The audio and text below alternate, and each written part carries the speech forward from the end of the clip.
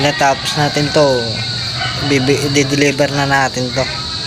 Yan mga kaboga hunter, ito na yung itsura nya ngayon. Ayan na yung itsura ng mango. Nakaporma na rin yung ano, nakaporma na rin yung PVC tsaka yung ano. Ayan. Ano siya? Medyo bilog na yung ano niya, ayan. So yun mga kaboga hunter, ano, ganyan ang style niyan, ganyan ang magiging itsura niyan. Tapos dumating na rin yung mismong ano niya, mismong magiging barrel. Yan mga kaboga hunter, ano, dumating na rin yung mismong magiging barrel niya. Para ito yung itsura niyan mga kaboga hunter. Yan yung itsura niyan.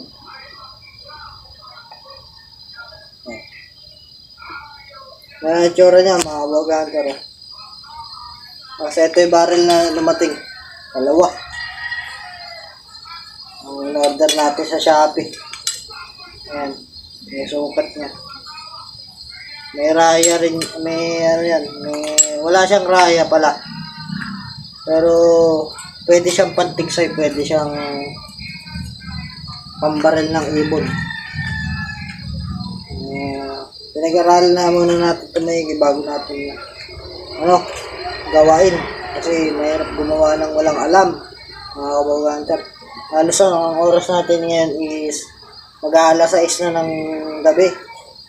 Ngayon ko lang na-vlog pero na-assemble ko na to. Wala pa yung takot niya kasi sarado hardware. Ngayon linggo eh. So yun mga kaboga hunter, yan. Yan yung T. Ano? Gagawin natin itong bolt action. Hindi ka siya. Tapos dito nilalagay yung ano, yung kitchen lighter. Pinakakalabitan niya. Nagdadalay ng kuryente dito. Kitchen lighter yun. Yung parang yung kalabitan. Yan, ganyan yung tsura niya mga kaboga hunter. Ganyan yung tsura niya. Wala mo PCP. O yan mga kaboga hunter, ano, assembling na natin to. Bibili lang tayo ng kitchen lighter sa 588 dito sa may mall na malapit sa amin. So dito tayo bumibili. Quality ang ano ng lighter doon, ng kitchen lighter. So ayan, ayun yung itsura niyan mga kaboga hunter. Ayan yung mga materials natin.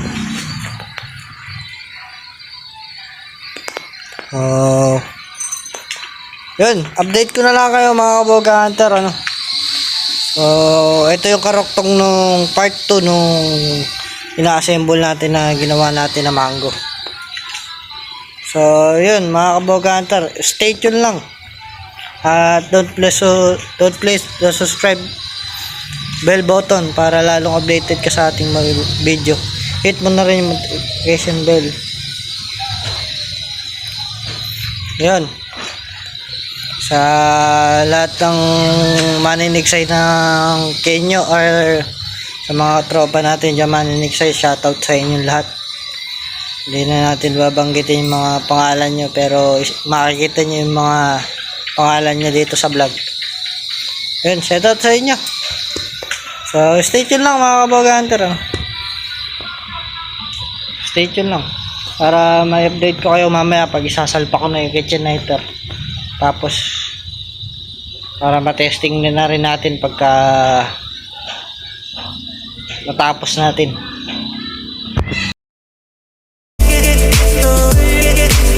So what's up mga kaboga hunter, ano?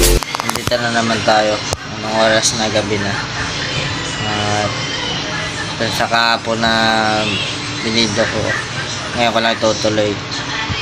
Yan, ito na yung update doon sa ginawa natin barrel. Ginagawa natin barrel. Siya. Natatapos na yan.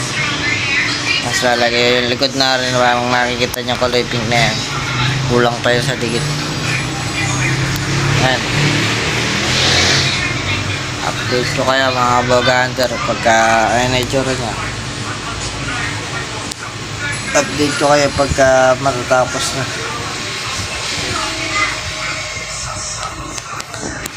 So yun mga Boga Hunter, sana nagustuhan nyo itong mga ginagawa natin vlog or video. Bago ko pala sa ating YouTube channel, huwag mo kakalimutan mag-subscribe. Hit mo na rin yung notification bell button para lalong updated ka sa ating mga video. Sana yun nasa mabuti kayong mga kalagayan. Shoutout muna tayo.